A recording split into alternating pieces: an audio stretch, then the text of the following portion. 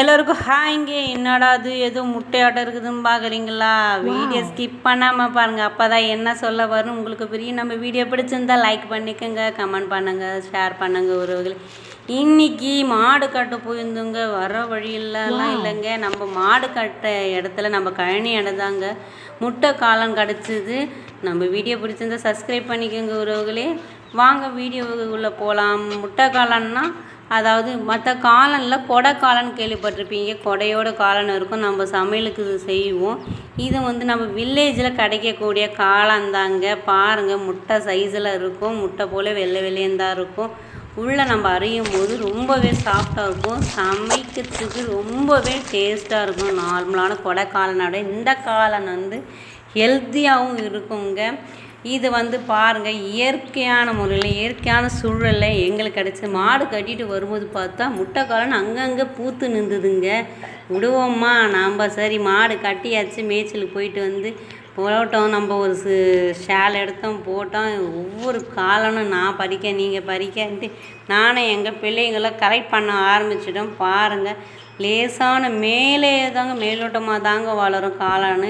இது ஒரு காஞ்சி போச்சுன்னா நம்ம பறிக்க விட்டோம்னா விதை பரவி திரும்பி மறுபடியும் முளைக்குங்க. சரி, நம்ம கிடச்சது எல்லாமே நாங்கள் எங்கள் டிஃபன் பாக்ஸ் சாப்பாடு அத்தைக்கு எடுத்துன்னு போயிருந்தாங்க. அந்த சாப்பாடு டிஃபன் பாக்ஸ்லேயே நாங்கள் போட்டு எடுத்துன்னு வந்துட்டேங்க. எடுத்துன்னு வந்ததை நாங்கள் என்ன பண்ணுறது, மாதிரி சேவ் பண்ணி வச்சதே கொஞ்சம் வரைக்கும் நான் எடுத்து க்ளீன் பண்ணி செஞ்சுக்கலான்ட்டு க்ளீன் பண்ணிக்கணுங்க. தண்ணியில் போட்டு மேலோட்டமாக மண் அழுக்கு தூசியெல்லாம் இருக்கு இல்லையா, அதை போக நம்ம க்ளீன் பண்ணிக்கணுங்க. இதில் மேலே ஒரு பகுதி வரும் இல்லையா, ஏடு போல் தோல் போல் உரியுங்க. அதை நம்ம எடுத்துட்டு இதை போல் நம்ம கட் பண்ணி வச்சுக்கணுங்க. பாருங்கள் எவ்வளோ சாஃப்டாக இருக்கு பாருங்களேன், மெத்துன்னு இருக்குங்க, பூ போல் சாஃப்டாக இருக்குங்க, ரொம்பவே அலாதியாக இருக்குங்க. நம்ம செஞ்சு சாப்பிட்டோம்னா நீங்கள் கண்டிப்பாக ஒரு முறை செஞ்சு சாப்பிட்டு பாருங்கள். இந்த மாதிரி முட்டை காளான் கிடச்சா எப்படி இருந்தது நமக்கு கமெண்ட் பண்ணுங்கள். இப்போ வீடியோவில் வாங்க போகலாம். நம்ம முட்டை காளான் எப்படி செய்ய போகிறேன்ட்டு உங்களுக்கு நான் சொல்கிறேன். பாருங்கள், பிடிச்சிருந்தால் செய்யுங்க உறவுகளே. பாருங்கள், இது போல் தாங்க உரிக்கணும். இது உரிக்க மேலோட்டமாக தோல் முட்டை உரிக்கிற மேலே உரிக்கிறோம் இல்லையா, அதை போல் உரிச்சிடணுங்க. உரிச்சிட்டோம்னா வந்துடும். நம்ம இப்போ தூளாக இருக்கிறது கட் பண்ணியாச்சு. கட் பண்ணி எடுத்து வச்சதை இதுக்கு தேவையானது பச்சை மிளகாய் தேவைங்க சமையலுக்கு. நம்ம செடியிலே தாங்க பச்சை மிளகாய் இருக்குது. சரி, ஒரு 4 பச்சை மிளகாய் கிள்ளியாச்சுங்க. பழுத்தது ஒரு 2, காஞ்சது எல்லாமே போடலாம். நம்மளுக்கு வாசனைத்துக்கு சோம்பு செடி இருக்குது. சோம்பு செடியிலேருந்து ஒரு 4 இலையை தழையை உருவிக்கினங்க. இது நம்மளுக்கு நான்வெஜ்ஜு செய்கிற ஸ்மெல்லுக்கு நல்ல ஈக்குவலேஷன் இருக்குங்க. பச்சை பட்டாணி பாருங்கள், இது நான் பச்சை பட்டாணி கடையில் தாங்க வாங்கினேன். எவ்வளோ உள்ள சாயம் போட்டிருக்காங்க பாருங்கள். கிட்டத்தட்ட இந்த பச்சை பட்டாணியை நான் 4 தண்ணியில் மாற்றிட்டேங்க. மாற்றியும் அப்படியும் தண்ணி அந்த சாயப்பொடி கக்குது பாருங்கள். நான் என்ன பண்ணேன்னா, ஒரு சின்ன ஐடியா பண்ணேன். ஃபஸ்ட்டு ஒரு சுடு தண்ணியில் போட்டு ஒரு 1/4 வேக்காடு வரைக்கும் போட்டு லைட்டாக சால்ட்டு போட்டு எடுத்து வச்சுக்கினாங்க. கொதிக்கும் போது அந்த தண்ணி இது போல் தண்ணி பிரிஞ்சு வந்துடும். பட்டாணி தண்ணியில் சாய பிரிஞ்சு, ஏன்னா இது உடம்புக்கு கெடுதல் இல்லையா. நம்மளுக்கு இயற்கையான பச்சை பட்டாணி கிடைக்கல, கடையில் இது கிடச்சது வரைக்கும் நான் வாங்கிக்கினேங்க. பாருங்கள், வடிகட்டி எடுக்க பிரித்து எடுக்க அந்த சாயம் கக்கினே இருக்குது பாருங்கள். எவ்வளோ தண்ணி எடுத்துருக்கேன் பாருங்கள். மாடை சுடு தண்ணியில் போட்டு வேக வச்சு தண்ணியிலையும் வந்துருக்கு பாருங்கள். இது போல் நீங்கள் பச்சை பன்னீர் யூஸ் பண்ணுற மாதிரி இருந்தால் இது போல் 4-5 தண்ணியில் கலசிட்டு நீங்கள் வேக வச்சு எடுத்துருங்க தண்ணியை.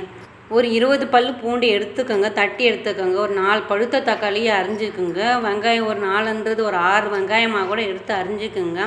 நல்லா கிரேவி போல் நம்ம செய்ய போகிறோம், அதனால் நான் நீல வாக்கில் அரிஞ்சிக்கணுங்க. கொஞ்சமாக கருவேப்பிலை கொத்தமல்லி இருந்தால் எடுத்துக்கோங்க. ஃபஸ்ட்டு நம்ம எப்படி காளான் செய்யலான்னு பார்க்கலாம் வாங்க. நம்ம ஸ்டைலில் எப்படி செய்கிறோன்னு பாருங்கள். கடாய் காஞ்சிச்சு. இப்போ எண்ணெய் ஊற்றணுங்க. எண்ணெய் ஊற்றிட்டு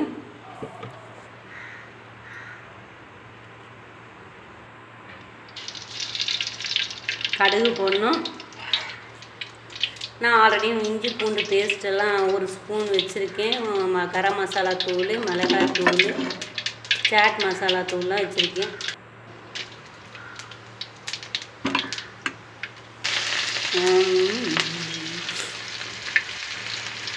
எண்ணெய் ஊற்றி கடுகு போடணும். கடுகு பொரிஞ்ச பிறகு பச்சை மிளகாய் கீறி போடணும். பூண்டெல்லாம் தட்டி வச்சுக்கணும் இல்லையா, அந்த பூண்டை தட்டி போடுறதெல்லாம் அதுலேயும் போட்டுக்கணுங்க. போட்டு நல்லா வதக்கணும். கொஞ்சமாக சீக்கிரமாக வதங்கிறதுக்கு நம்ம என்ன பண்ணணும்னா கொஞ்சமாக சால்ட்டு மஞ்சள்தூள் போட்டு வதக்கினீங்கன்னா சீக்கிரமாக வெங்காயம் தக்காளி வதங்கிடும். சால்ட்டு கொஞ்சம் போட்டுக்கோங்க சீக்கிரமாக வதங்கிறதுக்கு. அப்போ தான் கொஞ்சம் வெங்காயம் வந்து ப்ரௌனிஷாக வரும். அந்த நேரத்தில் நம்ம நல்லா அரிஞ்சு வச்ச பழுத்த தக்காளியை போட்டுக்கணும். பழுத்த தக்காளி போட்டிங்கன்னா டேஸ்ட்டும் கொஞ்சம் கிரேவியாகவும் வருங்க. நல்லா வதக்குங்க. நல்லா வதக்கி எண்ணெய் பிரிஞ்சு வர அளவுக்கு வதக்குங்க. வதக்கிட்ட பிறகு எண்ணெய் மிதக்கும் இல்லையா, அந்த நேரத்துக்கு இஞ்சி பூண்டு பேஸ்ட்டு 1 ஸ்பூன் எடுத்துக்கோங்க. போட்டு நல்லா மிக்ஸ் பண்ணி நல்லா கிண்டி விடுங்க. அடி பிடிக்காது, பச்சை வாசனை போகிற வரைக்கும். அப்புறமா நம்ம க்ளீன் பண்ணி வச்சுருக்க பச்சை பட்டாணி இருக்கு இல்லையா, அந்த பச்சை பட்டாணியும் போட்டு வதக்குங்க. வதக்கும் போது அது லைட்டான க்ரீனிஷ் ஒரு கலர் வரும் பாருங்கள். அந்த டைமுக்கு நீங்கள் போடும்போது நம்ம வீட்டில் உருளைக்கிழங்கு இருந்தாலும் போடலாம், இல்லை காலிஃப்ளவர் இருந்தால் போட்டு செய்யலாம். இது கூட கொஞ்சம் டேஸ்ட்டுக்கு நம்ம வந்து இன்றைக்கி போடும்போது வந்து நம்ம அரிஞ்சு வச்சுருக்கோம் இல்லையா காளான், முட்டை காளான், அது தாங்க போட்டு செய்ய போகிறோம். அந்த பூ போல் இருக்கிற காளானையும் போட்டு சேர்த்து வதக்கணுங்க. நல்லா வதக்கினீங்கன்னா அதில் ஈரப்பதம் வந்து போக சாரெல்லாம் இறங்க ஆரம்பிச்சிடுங்க. காளான்லேயே ஆல்ரெடி ஈரப்பதம் இருக்கும், லைட்டான ஈரப்பதம். அது போக வதக்க அது ஈரப்பதம் போக இந்த வெங்காயம் தக்காளி காரத்துக்கு நம்ம போட்ட பச்சை மிளகா இஞ்சி பூண்டு பேஸ்ட்டெல்லாம் இந்த காளானோட நல்லா மிக்ஸ் ஆகிற வரைக்கும் நம்ம நல்லாவே வதக்கிக்கணுங்க. நம்ம எடுத்து வச்சுருக்க 1 ஸ்பூன் ஆச்சி மிளகாய் தூள், 1 ஸ்பூன் கரம் மசாலா வச்சுருக்கேன், 1 ஸ்பூன் வந்து நம்ம வீட்டில் அரைச்ச மிளகாய் தூள் வச்சுருக்கேங்க. எல்லாமே போட்டு நல்லா மிக்ஸ் பண்ணுங்கள். இப்போதைக்கு தண்ணியே விடக்கூடாதுங்க. ஆல்ரெடி தண்ணி இதில் இருக்குங்க, காளான்லேயும் தண்ணி இருக்கும். அப்புறமா நம்ம வதக்கணும் இல்லையா அந்த பச்சை பட்டாணி, அதுலேயும் தண்ணி இருக்கும். வதக்கின பிறகு கொஞ்ச நேரம் பொறுத்து தண்ணி ஊற்றிக்கலாம். நம்மளுக்கு தேவையான கெட்டியாக வேணும்னா நம்ம 2 டம்ளர் தண்ணி ஊற்றிக்கலாம். இல்லை கொஞ்சம் வீட்டில் நிறைய பேர் 3-4 பேர் இருக்காங்கன்னா ஒரு 4 டம்ளர் தண்ணி கூட மிக்ஸ் பண்ணிக்கலாங்க. பாருங்கள், தண்ணி விட்ட உடனே 2 கொதி வந்த பிறகு எவ்வளோ கிரேவி சூப்பராக கலரிஷாக வந்திருக்கு பாருங்கள். செம்ம டேஸ்ட்டு, வாசனை நல்லா கமன்னு வருதுங்க. இதை போல் தாங்க நம்ம செய்யணும். உங்கள் வீட்டில் நீங்கள் எப்படி செய்வீங்க? இதை போல் தான் செய்வீங்கன்னு கமெண்ட் பண்ணுங்கள். 1/4 மணி நேரம் ஆகுங்க மினிமம். அந்த சாரெல்லாம் மசாலாஸ் எல்லாம் ஃபுல்லாக காளானில் இருக்கிறது 1/4 மணி நேரம் ஆகும். அப்புறம் என்னங்க, நம்ம நல்லா தொக்கு போல் பெரட்டி எடுத்து கிரேவி வர வரைக்கும் நம்ம நல்லா அடிப்பிடிக்காமல் இருக்கிறதுக்கு நல்லா கிண்டி விடுங்க உறவுகளே. பாருங்கள், நம்மளுடைய முட்டை காளான் பட்டாணி வறுவல் ரெடி ஆயிடுச்சு. இப்படி தாங்க செய்யணும். நம்ம இது சப்பாத்திக்கோ பூரிக்கோ இல்லைன்னா நம்ம பரோட்டாஸுக்கு அது யூஸ் பண்ணிக்கலாம்.